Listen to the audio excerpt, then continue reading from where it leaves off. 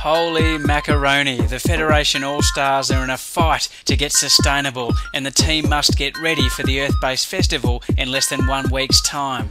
We're about to erect the 4 wind towers. They're 500 watts. Just 4 days ago we put the cement footings in, so they're now dry, and we can now put the poles up, the guy wires, and fix the turbines onto it.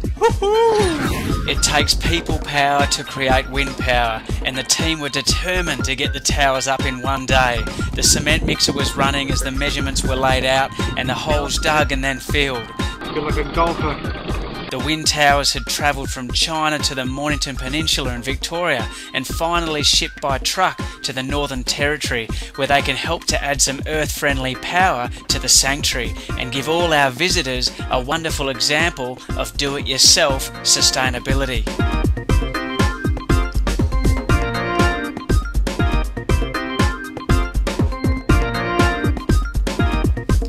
Each tower has a turbine with 3 blades mounted to a 4.5 metre pole. Once fixed and raised, these little guys can generate in excess of 500 watts in earth-loving power. Fortunately, at Earth Sanctuary, we share 100 acres of wilderness, which makes the place perfect for a wind farm. Turbine number 2, the props go on. We had to make sure the positions of the wind towers were optimum for our predominant winds, and then it's up to nature to help drive the Project Blue Star campaign into greater sustainability. What a wonderful learning curve this has been for the team as the Global Rescue Village starts to take shape in preparation for the many social, economic and environmental pressures facing people all over the world. The question is, how quickly can the human race achieve sustainability as the going gets tough?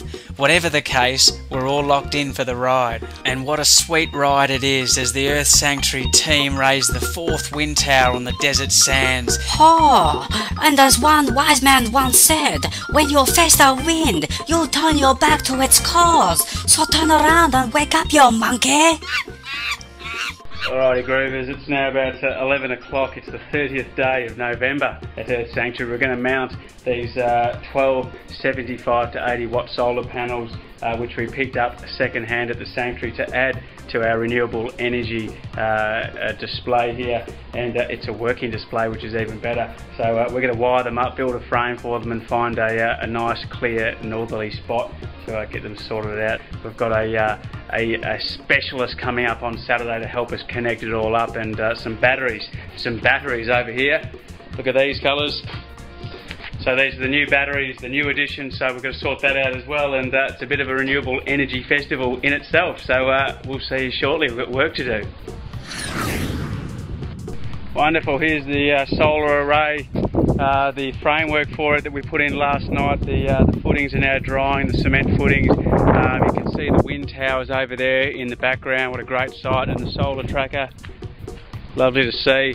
So we've got to hopefully mount these solar panels by today, and then we can get going on some wiring, connect her up to our new batteries, and see what we can do. I'm here with Joey, and we're just heading up to the South Circle, the new car park at the Sanctuary, to start our day off. This is the new car park.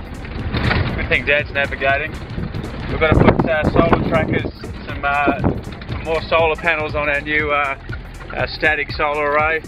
And we've got a fella coming up from Melbourne, Mark, in the next 5 or 6 hours. So we've got to make sure that's all good as well. So there's connections to do with wiring. Should be a good day if all goes well, and the temperature's perfect. Now best I concentrate as Joey secures the chains for the tyres, which allow us to grade the roads and get this car park ready for some serious action.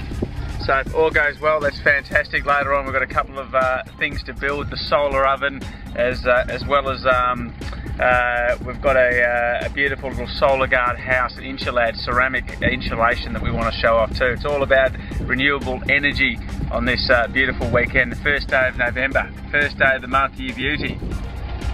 You ready, Dad? To make Earth Sanctuary truly accessible to people, we need a good and proper car park that will allow for at least a few hundred people, along with buses and maybe even several spacecraft, so our intergalactic visitors can check up on the progress we're making. The Project Blue Star campaign is non-stop. The year 2012 is fast approaching, so we intend to hold as many events as possible, such as markets, fairs, festivals, conferences, school curriculum programs, eco-tours, as well as special gatherings to mark prominent celestial events. Why do we do this? Well, it's all to ensure that sustainability makes a fair dinkum dent on the human consciousness, so we can all enjoy the fruits of a wonderful blue star. And believe it or not, this all starts with a car park. The vehicle in the car park with the number plate SFYC, please get your ass moving. What's all this here, Danny? What have we found on the doorstep of Earth Sanctuary on this beautiful Monday? It looks a little impressive. Right, well, we're testing these lights at Earth Sanctuary. These are a LED spotlight, a 26 LED spotlight, so we're going to give them a bit of a crack. We're just getting them out of their boxes so we can start charging up the battery. They're supposed to be a solar spotty, and they're reasonably priced, so it's a major technological breakthrough that we've got. Very ancient technology, which is what solar really is now, isn't it? It's ancient technology, now available for the public. Very much so, Danny. It's a wonderful day on the Sanctuary to have the Sanctuary wind farm active, and connect that up to our energy farm now with the static solar array, solar tracker, and we've still got the old windmill to be repaired in the coming future. So it's nice to get these solar lights up and around the property using that sun. It's nice to move forward. Anyway, we've got some unpacking to do. I think there's 20 boxes, Danny. So this is what they look like. As you can see here, you've got your solar panel here. Little polycrystalline colour, I guess. And there you go, the Solar Centurion, the Centaurs. Go Sagittarius. Very good. And here's your little box that it comes in. It's good to have a box that it comes in. There's obviously a little floodlight there. So as you said, Tommy, we'll power these up using our mate the sun, and we'll just test them. They might be shit house. I don't think so, but they might be. Should be good. Solar lights. Before we can see Earth Sanctuary's recent addition of 20 polycrystalline solar spotlights in action, we have to charge them up under the powerful rays of the Central Australian sun. We can now look forward to shedding some extra light on our nighttime activities and events. Our quest towards sustainability is proving a great success, but there is much work to go and a world to change one joke at a time.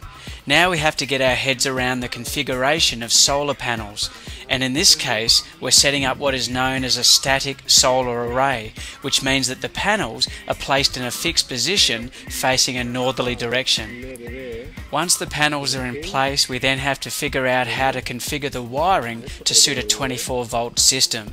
Now that's the easy part. What's for dinner? Yeah, good afternoon, folks. It's the last day of October. We're in the hybrid energy area for the Earth Sanctuary display centre, working display centre. We're trying to build a static frame for the solar array. There's about 12 75-watt panels that we want to mount, hopefully by tomorrow, so we can join them up to the wonderful battery bank that's come all the way from the east coast of Australia. We're trying to get our heads around a frame that allows us to angle the solar array for winter and summer conditions, and that's going to take a bit of figuring out. A bit overcast here, we'll keep at it. See you shortly.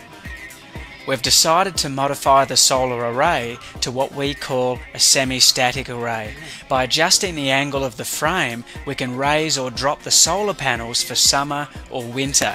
This means that we can ensure that the solar panels are perpendicular to the sun's rays more often, which in the long run will give us more bang for our buck. Or should I say, more sugar from our sunshine. It all equates to power.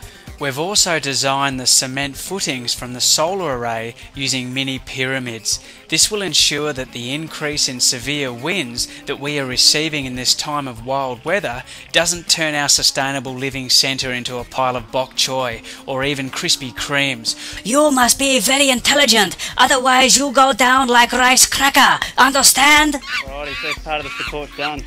Getting there anyway.